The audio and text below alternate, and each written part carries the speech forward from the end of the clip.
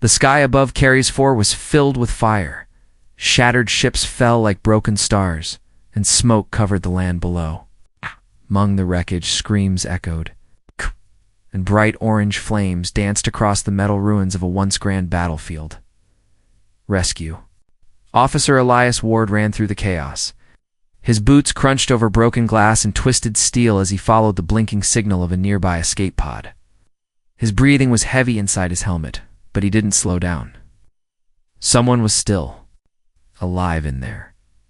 His scanner beeped again. One life form. Faint, but stable. He pushed aside the burning debris and found the pod. It was half buried in wreckage, smoke leaking from its vents. The outer shell was painted with strange symbols in glowing silver. He paused. This wasn't just any escape. Padias One belonged to the Illyrian royal fleet. He climbed inside. The air was thick and hot. The emergency lights blinked weakly, and then he saw her, a girl with glowing blue skin and silver hair, unconscious against the pod wall. She wore a torn royal robe, one arm pinned under a broken support beam. Her face was beautiful, but pale. From blood loss?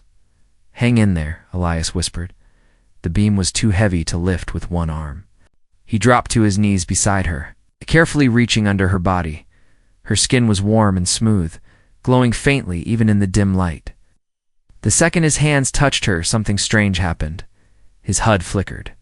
The room grew colder, then her eyes snapped open, bright violet, burning with shock and rage.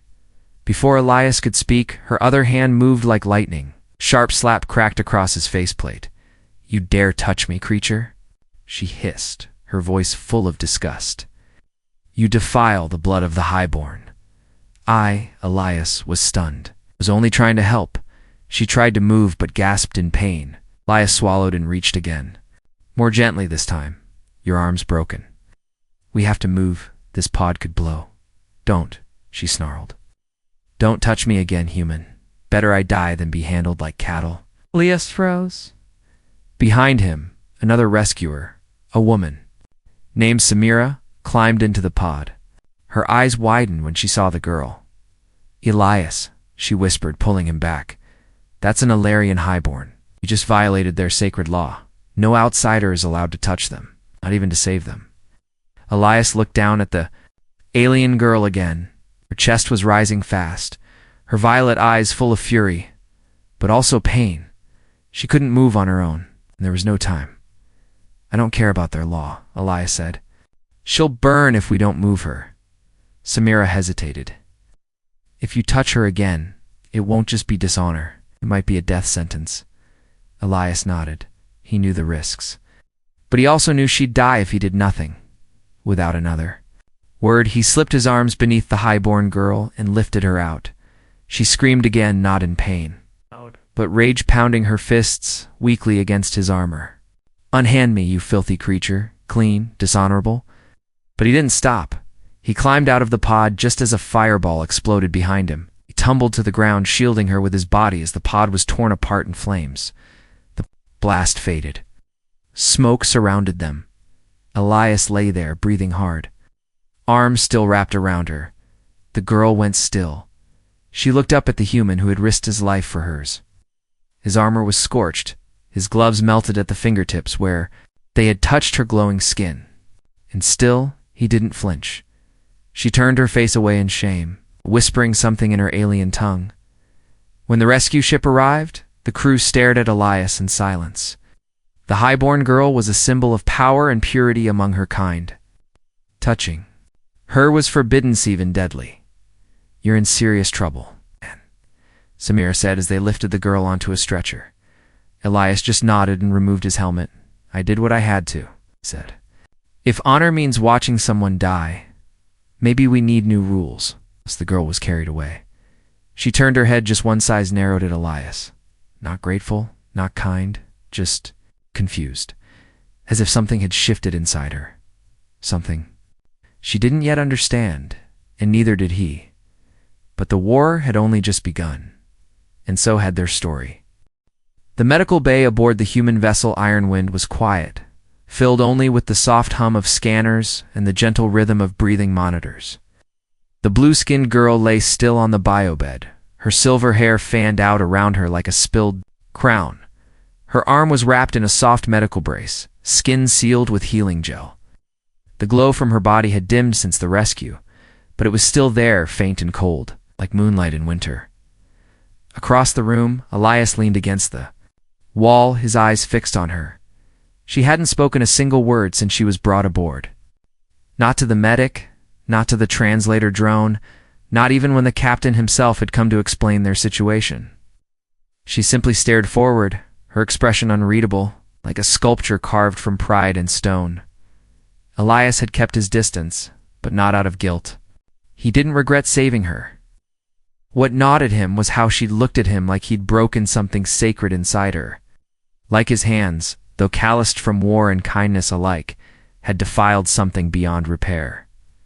Samira entered, quietly handing Elias a ration bar. "Eat something," she said. "You've been standing here for hours." He didn't move. His eyes remained on the girl. "She still hasn't spoken?" he asked. "Not a word," Samira replied. "But she took the water this time. That's progress, right?" He nodded slightly, then took a bite without tasting it. The guilt, or maybe something heavier than guilt, still hung in the air. Later, when the medbay emptied for its routine maintenance cycle, Elias stepped closer. The alien girl didn't move, but her eyes flicked toward him. He stopped a meter away, respectful now, careful. "I don't know your customs," he said gently, "but I wasn't trying to offend you. I was trying to save you." Her gaze remained, locked on his, and then slowly she sat up, her movements stiff but graceful. "You saved me," she said, her voice perfectly accented, thanks to the translator chip now fused near her collarbone. "But you ruined me." Elias blinked. "How?" "In my culture," she said, "only a chosen one may lay hands upon a highborn. And only once the bonding is completed." "I didn't choose to touch you," he replied. "The pod was exploding. You would have died, and perhaps I should have," she said coldly. Elias stepped back slightly, wasn't angry, but the words stung anyway. The alien girl looked away, folding her glowing hands into her lap. "My name is Virala," she added after a long pause. "Daughter of House Seterin, heir to the second star throne." Elias gave a small nod. "I'm Elias Ward, Earthborn, son of no house, heir to nothing but the next mission." There was a flicker in her expression, maybe surprise, maybe amusement. But it vanished quickly, replaced by silence again. For the next 2 days, Virela refused to leave the medbay. She ignored the view screens, didn't speak to the crew, and demanded her meals be left outside the door. When Elias passed by the hallway, sometimes found her staring at the stars through the window, her arms crossed tightly around herself. It was clear she hated being on a human ship.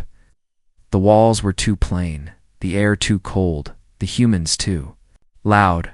But it wasn't just discomfort, it was shame, the kind that sits deep in the bones. What Elias didn't see, what no one did, was the moment she touched the edge of the blanket he had left behind, folded, worn, and still carrying the scent of smoke and melted armor. She didn't pull it around her right away, just stared at it, fingertips brushing the fibers. Then, when the lights dimmed, she finally pulled it up over her shoulders. Eyes closed, and for the first time since the crash, she slept without fear. The next morning, she returned the blanket folded neatly on the med table, with a message scratched onto a datapad beside it. 3 simple words. "Next time, ask." Elias chuckled softly when he read it. It wasn't forgiveness, but it wasn't hate either. Later that day, the ship's intercom buzzed with a new mission log. A pirate gang had been spotted in the outer orbit of Carries 4. Ironwind was being rerouted to investigate. Virela stood by the corner of the bridge, arms behind her back, listening quietly. Her presence drew curious glances from the crew. She didn't look at Elias, but she spoke to the captain clearly. "I want a full report on who these pirates are," she said. "If they came for me, I should know." Elias was surprised. The same girl who refused even to speak was now giving orders. "I thought we weren't worth your attention," he said under his breath as she walked by. She paused just long enough to reply, without turning her head. "You still aren't," she said, but there was something different in her tone. A crack in the ice, the thread of interest beneath the cold, the kind of shift that only comes before a storm, and the storm was just beginning. The ship moved silently through the dark sea of stars, its hull still marked by ash from the rescue mission on Carey's 4, inside the iron wind. Everything seemed calm again, but not for Elias, not after what happened. He hadn't seen Varela for a full day. Not in the med bay, not in the corridors, not in the mess hall. Part of him was relieved. Other part, one he didn't want to admit existed, felt her absence like a missing piece. He told himself it didn't matter. She was highborn, and he was just a soldier. She would leave soon, back to her people, back to her palace of laws and rituals. Still, the way she had looked at him during the last mission briefing stern, it's unreadable, but present stayed in his mind. It wasn't hate anymore. But it wasn't peace either. That evening, Elias returned to his quarters. A small light blinked. On his console, message received. He pressed it, expecting an order or a report. What he saw instead froze him. It was a message from Varela. Not a voice message. She hadn't spoken directly to him since the med bay. Just text. 4 words, "Meet me. Observation deck." He stared at it for a long moment. When Elias stepped into the glass-walled observation dome, the stars stretched endlessly before him. The view always reminded him how small humans were, how far they had come, how little they still understood. And there she stood, tall, elegant, bathed in starlight. Her silver hair tied back, her robe now repaired, symbols of her house, glowing faintly against the deep navy fabric. She looked almost like she belonged among the stars, not just beneath them. "You came," she said without turning.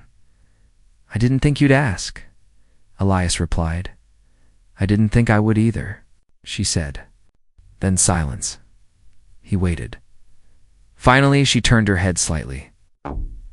Her expression was calm, but her voice had weight. "I owe you a reply," she said. "The night you apologized." "You don't owe me anything." "I do," she insisted. "My people would say, I owe you my life. That's not the part that matters." Elias frowned. "Then what does?" She took a breath. "The part where you said you didn't mean to shame me. I didn't. I know." Her voice softened just slightly, "And I've been thinking about that." She stepped closer to the glass, hands clasped behind her back. "I was raised in a world where rules mattered more than reason. Where touching someone like me, even with the purest of intent, is considered an offense punishable by death." Elias said nothing. "But I've also seen humans die for strangers," she added. "You ran into fire for someone you didn't know? No hesitation. No ceremony. No question." He glanced at her. "Anyone would have done the same?" "No," she said. "Not anyone. Not where I come from." There was a pause, not heavy, not cold, just quiet. Then she reached into her robe and pulled out a small object. A thin crystal disc. "This is a memory shard," she explained. "It holds the images of what happened that day. I recorded it subconsciously. We Highborn do that during trauma." She held it out to him. "I can erase it if you wish." "If you're afraid of what it shows?" Elias didn't take it. "I'm not afraid," he said. "I don't regret what I did." Her eyes met his steady. Searching, she nodded once and tucked the shard away. Just then, a voice echoed over the intercom. "All senior personnel, report to the war room." Priority signal received. Elias sighed. Duty calls. But before he turned to leave, Varela stepped forward and said something that surprised him. Elias turned. "If I survive all this," she said quietly, "I may ask you something personal." He blinked. "What kind of personal?" Her eyes narrowed slightly, the glow in her skin faint but warm now. "Not something I am ready to explain in human terms yet." And with that, she walked away, leaving Elias staring after her. Down in the war room, the tension was thick. A report had come in from a nearby relay station. The same pirates who had attacked Karis 4 had been spotted again this time. "Moving faster, bolder. They're hunting something," the captain said. "Or someone," Samira added. Glancing at Elias, Ilias's stomach sank. Of course they were after her. Royal blood was valuable. Her DNA alone could fund entire war fleets on the black market, but there was more. Reports showed that the pirate ships had used Alarian encryption codes. That meant someone from her own kind, someone inside her empire, wanted her captured. Or dead back in his bunk. Elias stared at the ceiling, mind spinning. Couldn't shake her words. If I survive all this, he had the feeling the storm wasn't far anymore, and this time it wasn't just coming for her. It was coming for both of them, together. Elias had never seen the iron wind this tense. Warning lights pulsed in the corridors. Crew moved with quiet urgency, avoiding the medical bay and the observation deck where Varela often stood. Everyone knew the truth now. Pirates were after the Highborn girl. The war room was filled with worried voices and flashing holomaps, plotting enemy ships moving ever closer. But Varela refused to hide. She was standing in the bridge's viewing gallery, arms crossed behind her back, chin lifted. Her posture was perfect, but her face showed no fear, only a hard, shining pride. The crew avoided her eyes. Some still muttered about ancient taboos. Others wondered if she was the cause of their trouble. Elias entered quietly, nodding to the captain before walking over to her. You should be in the safe room, he said. I am not cargo, she replied, gaze fixed on the starfield. And I will not cower. He almost smiled. Stubbornness isn't just a human trait, then. She finally turned to face him. You think I am stubborn because I refuse to hide? My father would call it duty. And what do you call it? Irillis. Eyes narrowed. I call it necessary. If I show weakness, those who hunt me grow stronger. Before he could answer, alarms blared. The captain barked orders. Enemy ships were dropping out of FTL, surrounding the Ironwind. Elias rushed to the weapons console as the bridge came alive with shouted commands. On the main screen, pirate ships circled like vultures, their hulls painted with stolen insignias. Some ships even used Alarian colors, a clear message. Royal blood was a target. The pirates hailed them. And their commander appeared on the holodisplay, tall, scarred alien with gold rings piercing his brow. His voice was rough, smug. Hand over the girl. You know who she is? We'll leave your crew alive if you cooperate. Rila stepped forward, not waiting for permission. I am Varela of House Seterin. I demand safe passage under the codes of interstellar law. The pirate only laughed. Your laws are dust, princess. Your people sold the codes to us. You're worth more to me than any truce. Elias saw the shock on Varela's face. She had expected betrayal, but not like this, not from her own empire. She said nothing, but her hands trembled at her sides. Then, chaos broke loose. The boarding pod slammed into the hull with a violent shudder. Red lights flashed. Soldiers armed with shock rifles charged down the corridors. Breaking through blast doors, Elias grabbed Varela's arm and pulled her behind. Barricade. Stay low. Don't argue now. For a split second, she resisted. Then, another explosion shook the ship, and she let him guide her. They moved through narrow maintenance shafts, past terrified engineers and security officers, firing desperately at the pirate invaders. Every shadow might hide an enemy. Every echo might be a threat. Ilias's pulse pounded in his ears. Suddenly, two pirates rounded the corner, rifles aimed high. Ilias reacted first, firing his own weapon, dropping one. The other charged. But Varela stepped forward, and against everything she'd ever been taught, grabbed Elias by the shoulder, spinning him away from the attacker. The pirate's blast missed Elias by inches, grazing Varela's arm instead. She gasped, more from shock than pain. Elias dragged her behind cover again. Are you hurt? She looked at the scorch on her sleeve, then back at him. A minor wound. You saved me again. Shook his head. No, you saved me. You touched me this time. There was no time for words. More pirates stormed in. Elias fought back to back with Varela, her every move precise and fearless. For the first time, she fought not as a royal untouchable and proud, but as someone determined to survive. When the smoke cleared and the ship's alarms finally faded, the pirates were beaten back, Half the crew was injured. The Iron Wind limped through space, but they had survived. Virella and Elias sat against a bulkhead. Breathless, she looked down at her burned sleeve, then up at Elias. "You risked everything again." "Why?" He shrugged, exhaustion softening his features. "'Cause you're not just a royal or a symbol. You're a person. You bleed. Fight back. And I guess I just couldn't let you be taken." For the first time, Virella didn't argue. She nodded, eyes shining with something new, something close to understanding, or maybe gratitude, behind them. The crew began patching the wounds in the ship and in themselves. The captain reported the pirates had retreated but left a message. "Behind, we'll return." You can't hide her forever. Virella stared at her own hands, still tingling from the shock of breaking her taboo to save. Elias. The line between enemy and friend, between human and highborn, had blurred forever in that fight. But neither of them knew that the greatest betrayal and the greatest choice was still to come. The corridors of the Iron Wind were quiet now, scarred by battle. The lights flickered, casting long shadows where the pirates had been forced back. In the medical bay, Elias sat on the edge of a cot, his jacket hanging off his shoulder, a fresh bandage on his arm. He barely noticed the sting. All he could think about was the moment Virella had grabbed him her hand. Once forbidden, pulling him out of danger. Virella stood by the viewport, silent, her burnt sleeve now patched by human hands. She traced the stars with her eyes, lips pressed. Tight, lost in thought, the medics came and went. Some gave Virella nervous glances, still uncertain about what she was, danger or miracle. A few whispered behind their hands, recalling how she'd fought alongside Elias, not above him. Some said she'd betrayed her people's ways. Others thought she'd saved more lives than any of them.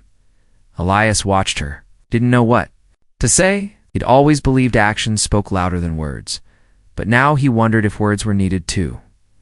When Virella finally turned, her eyes found his. She approached, every step measured, then stopped at his side. She sat on the next cot, not as a royal, but as a comrade. For a long time, they didn't speak. "I broke my law to save you," she said, it's almost whispering. "You did what you had to do," Elias replied. She shook her head. "You don't understand. My people might never accept me back. They may call me ruined." He hesitated, then answered gently. "Sometimes the law is just an old story we keep telling because we're afraid to change." She considered that. "I was taught to hate weakness, to punish mistakes, to never need help." She looked at him, her voice softer than before. "But I saw you risk your life twice for someone who insulted you." Elias shrugged. "That's what we do, I guess. Maybe we're the ones with strange customs." A small smile touched her lips, uncertain but real. "Do you regret it? Saving me, even now?" He shook his head. "No, I don't regret anything about it. I only regret that it made you feel broken." Virella looked down at her hands. The first time, she seemed unsure. "You made me see another way, not just with your courage, but with your kindness. I was taught that being highborn meant standing alone." She paused, searching for words. "But you never left anyone behind."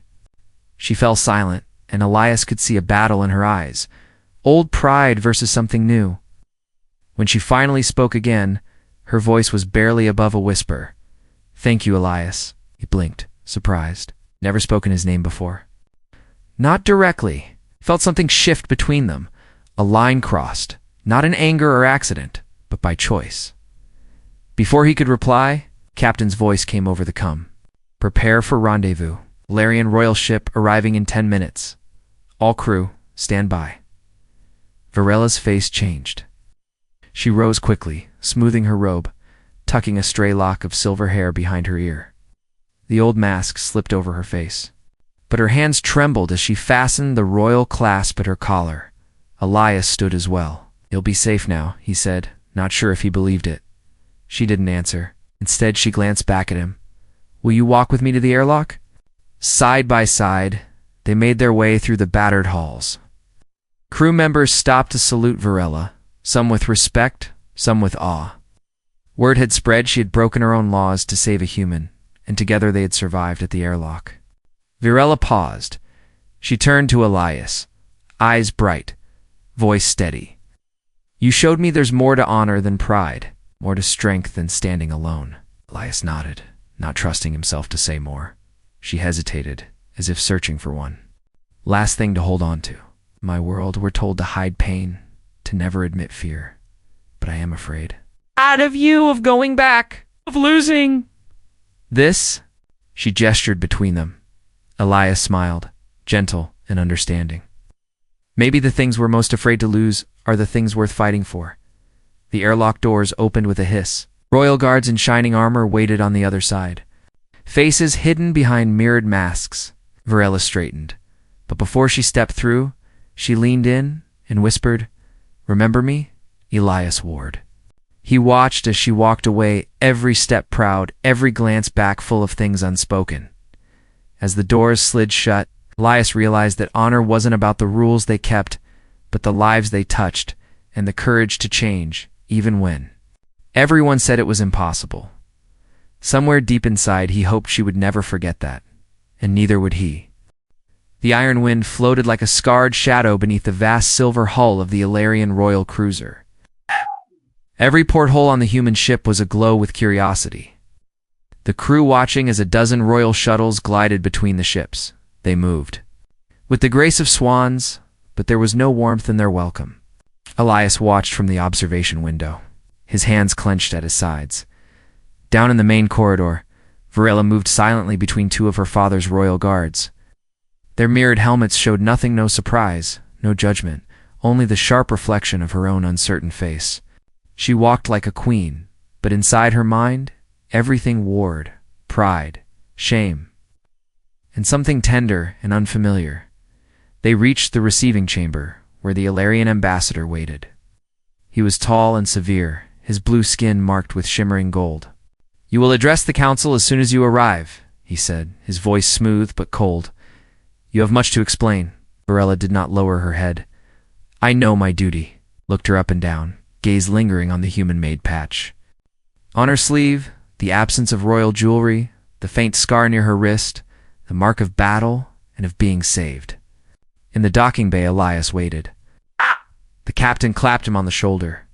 "You did more than anyone expected," the captain said. "Whatever happens, you showed the best of us today." Elias wanted to believe it mattered, but as he watched, the Illyrian delegation walked Varela away. The ache in his chest told him otherwise. He started to turn away, but Varela paused. She looked back over her shoulder, eyes meeting his. The moment stretched between them, full of everything they could not say. She spoke softly, but her voice carried. "Your touch may have shamed me, but your heart humbled me." The guards moved her forward. Elias stood still, remembering every word, every look. Inside the royal cruiser, Varela was ushered into a private chamber room of pale light and soft artificial wind. Elders of her house sat in silence, their faces unmoving as she entered. The oldest elder spoke. "You were rescued by a human," Varela answered without fear.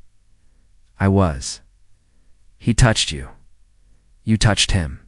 You let yourself be seen fighting beside him." Varela nodded. "Did. He saved my life. I saved his.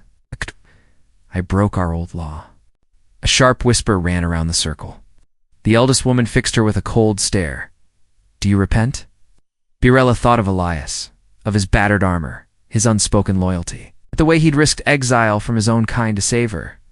"No," she said quietly. "I do not." The council was silent for a long time. Finally, the ambassador said, "Your blood remains royal, but your name will be considered." Varela understood. It meant exile or a test, some punishment designed to break her spirit. But as she looked out the viewing window, watching the human ship shrink into the darkness, she felt something else. Freedom. She had made her own choice. On the Iron Wind, the days passed slowly. Repairs continued.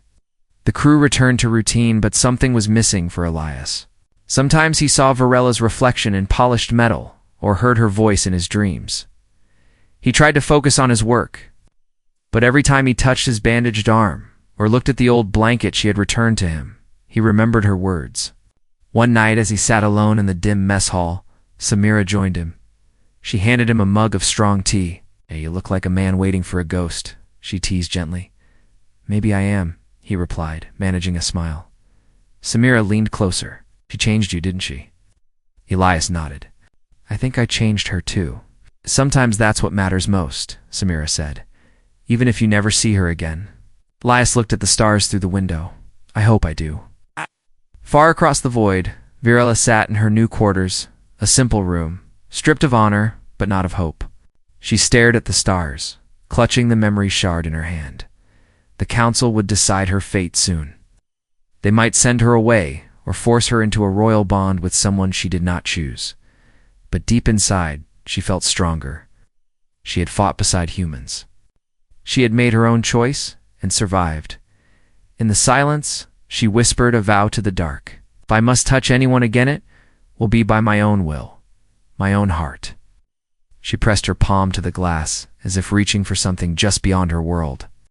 And somewhere in that vast ocean of stars, a lonely human soldier looked up, feeling that same invisible thread pull at his heart, refusing to let go.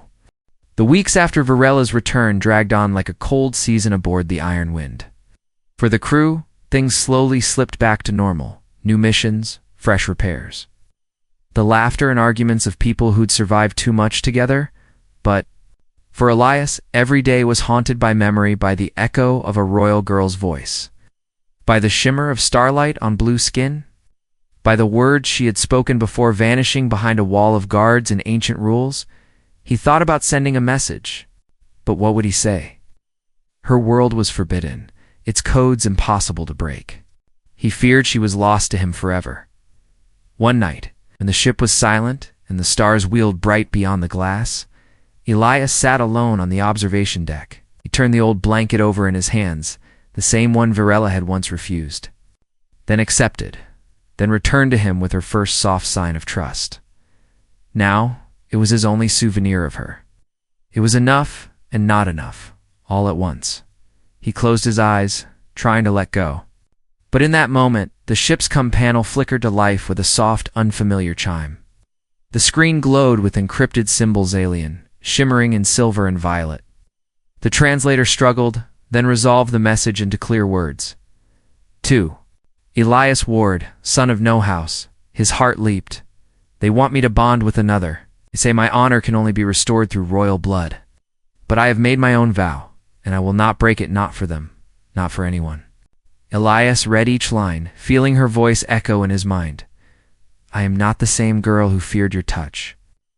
I am not the same Highborn who looked down on your ways. If I must reach out again, it will be as an equal and by my own choice," he typed. Back hands trembling. "You're not alone. You never were." For a moment, nothing happened. Then a sudden burst of static followed by a single, impossible image on the screen. A small, Illyrian shuttle, breaking from the royal fleet, changing course, heading for the far side of the system toward Earth. Elias leapt to his feet, running to the bridge. He sent an urgent signal to the captain, voice breathless. "Request for immediate permission to launch personal shuttle, diplomatic channel." The captain blinked, confused, then saw the message on Elias's datapad. He grinned and clapped Elias on the shoulder. "Go get her, soldier." The Iron Wind shuttle bay opened wide. Elias strapped into the pilot's seat, heart thundering, and rocketed out into the sea of stars, following the blinking signal from Virella's ship. It was a wild chase-a-dance between worlds, between fear and hope, between duty and the freedom to choose as the distance between their ships closed. Virella's voice came through the come clear, trembling with hope and excitement. "I told them no one else could touch me. Not after you. I told them if they want peace, they must learn what it means to change." Elias smiled through tears. He wouldn't have admitted to anyone. And did they listen? "They're still learning," she said, a soft laugh in her words. "But I am not afraid anymore." The two shuttles docked above the blue curve of a silent world. In the airlock, Elias waited as the doors slid open, and there she was, tall, proud. No longer dressed as a prisoner of old laws, but as herself. No more ancient robes, no more mirrored guards. Only the truth of who she'd become. She reached out her hand this time, by her own will, and placed it gently on his arm. There was no anger, no shame, only gratitude and a promise. Elias took her hand in his, holding it without fear. "I think this is the part where we get to write our own law," he said softly. Virella smiled, her eyes shining bright as the stars. "Then, let's begin," she whispered. Together they stood on the edge of two worlds. Behind them, pain and old customs. Ahead, a future neither could have dreamed. As the ships drifted above Earth, their story was just beginning, not as rescuer and rescued, not as highborn and human, but as two souls brave enough to change for each other and somewhere in the galaxy. New legends began to spread of a royal girl who broke her own chains, and the human who showed her the strength of kindness. Because sometimes, the most powerful touch of all is the one you choose. The end.